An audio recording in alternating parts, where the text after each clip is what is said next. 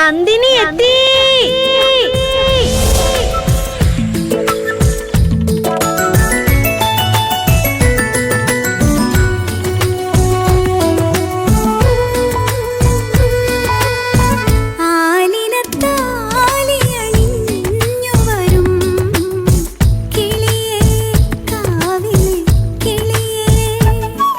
നന്ദിനി, നീ കല്യാണം കഴിച്ചാലേ അച്ഛന്റെ ഉത്തരവാദിത്വം കുറയൂ കേട്ടോ. എന്റെ ജീവൻ ഇവിടെയാ. ഇവിടം വിട്ട് ഞാൻ എവിടെയും പോവില്ല.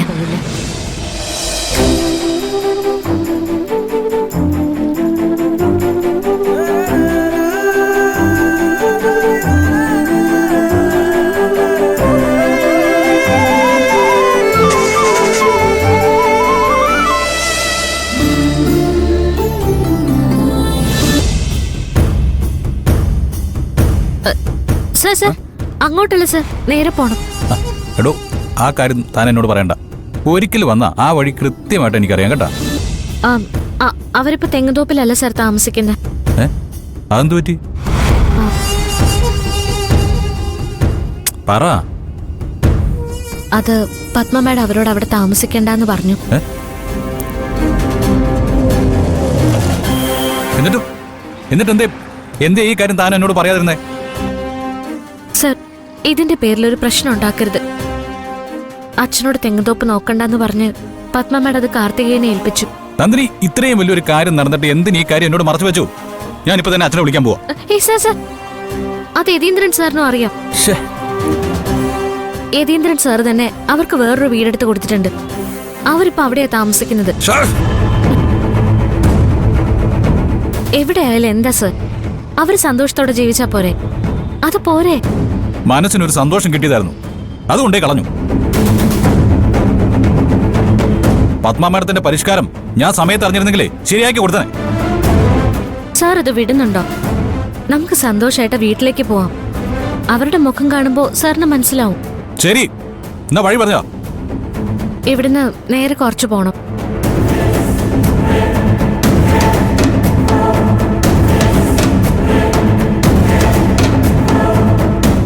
അവനുണ്ടല്ലോ ആ കാർത്തികേയൻ, അവനെ കൊണ്ട് തന്റെ വീട്ടുകാർക്ക് വേറെ വല്ല ബുദ്ധിമുട്ടുണ്ടായോ?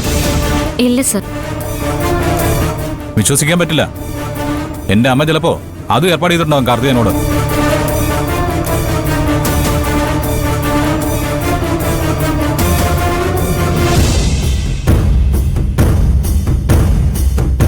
എന്താ കാർത്തികേയ അത്യാവശ്യമായിട്ട് കാണണമെന്ന് പറഞ്ഞത്?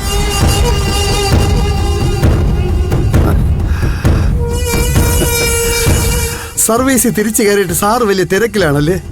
കാര്യമുണ്ട് സാറേ.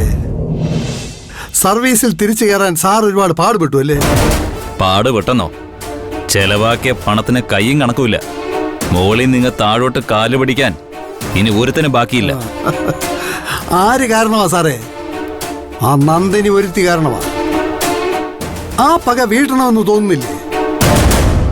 കയ്യിൽ കിട്ടിയ അവളെ ഞാൻ തീർത്ത് കളയും കാർത്തികേയ. പക്ഷെ അവള് പോയില്ലേ?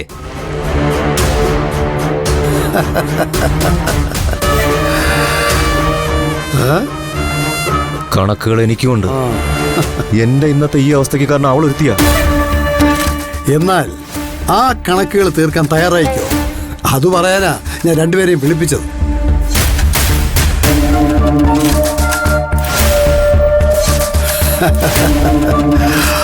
അവൾ നമ്മുടെ ഇടയിലേക്ക് എത്തി.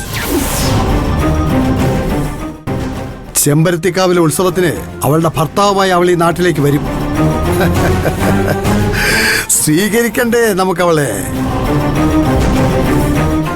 കാർത്തികേയ, താനായിട്ടൊരു കാരണം ഉണ്ടാക്കി തന്നാ മതി. കസ്റ്റഡിയിലെടുക്കാൻ ഒരു കാരണം ഉണ്ടായ പോക്കും ഞാൻ അവളെ. ഞാൻ അനുഭവിച്ച കഷ്ടപ്പാട് മുഴുവൻ അവളെ കൊണ്ട് ഞാൻ അനുഭവിപ്പിക്കും. കാർത്തികേയ, പണം എത്ര ചെലവായാലും കുഴപ്പമില്ല. നമ്മളെയൊക്കെ നശിപ്പിച്ചിട്ട് അവൾ എങ്ങനെ സന്തോഷിക്കാൻ പാടില്ല? പണം ചെലവാക്കാൻ വേറെ ആളുണ്ട്. അവളുടെ അമ്മായിയമ്മ, എന്റെ ബന്ധു പത്മേടത്തി. അതെങ്ങനെ? പത്മേടത്തിയുടെ അന്തസ്സിന് വില പറഞ്ഞുകൊണ്ട് അവൾ പത്മേടത്തിയുടെ മകനെ വിവാഹം കഴിച്ചു. പത്മേടത്തി എന്നെ വിളിച്ചിരുന്നു. ചെമ്പരത്തിക്കാവിലെ പൂരം കഴിഞ്ഞ് പോകുമ്പോ അവരുടെ മകന്റെ കൂടെ അവളുണ്ടാവാൻ പാടില്ല. നമുക്കെന്തും ചെയ്യാം. കൊല്ലണമെങ്കിൽ കൊല്ലാം. എങ്കിൽ പിന്നെ വേറെ ഒന്നും നോക്കാനില്ല. താനൊരു പ്ലാൻ റെഡിയാക്കിക്കോ, ഞാൻ കൂടെ ഉണ്ട്. ഞാനും.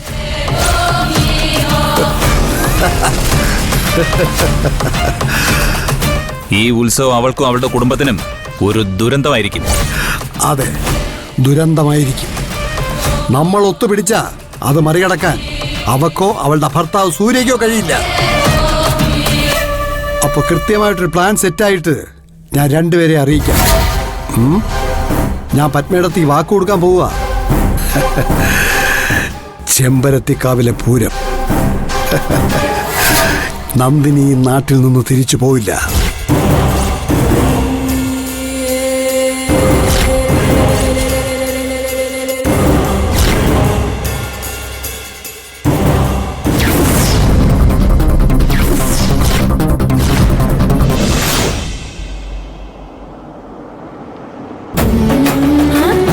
മുത്തശ്ശി, ചേച്ചി വന്നു.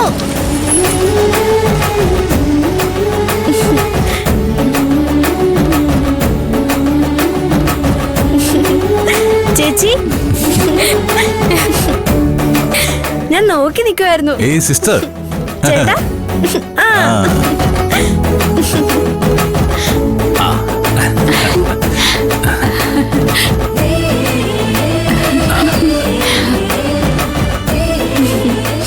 എന്തിനാ മുത്തശ്ശി ഇതൊക്കെ? കല്യാണം കഴിഞ്ഞ് രണ്ടുപേരും ആദ്യമായിട്ട് വരുന്നല്ലേ, അപ്പൊ ഇങ്ങനെയൊക്കെ വേണ്ടേ?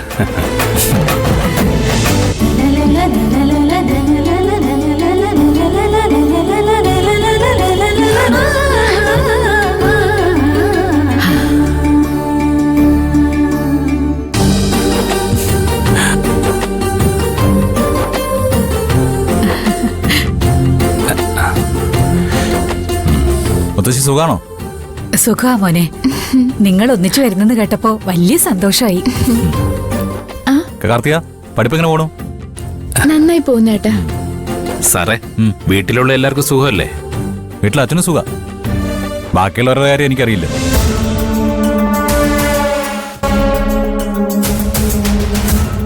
നന്ദിനി,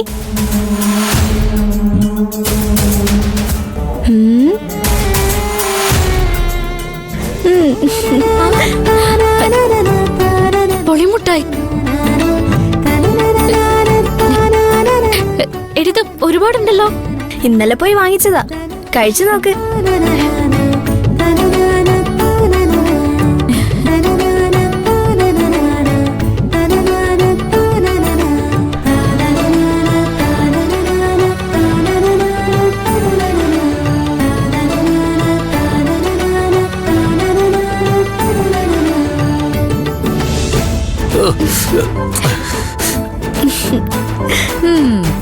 കല്യാണം കഴിഞ്ഞ പെണ്ണ പുളിമിഠായി തിന്നുന്ന തീറ്റ കണ്ടില്ലേ? ഓ, ഇതിൽ എഴുതി വെച്ചിട്ടുണ്ടോ കല്യാണം കഴിഞ്ഞവർ കഴിക്കാൻ പാടില്ല? നീ കഴിച്ചോ മോളെ?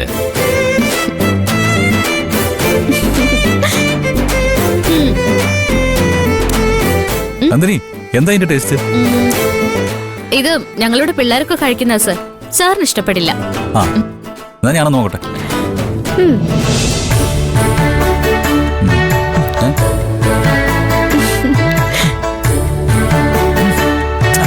പുളി.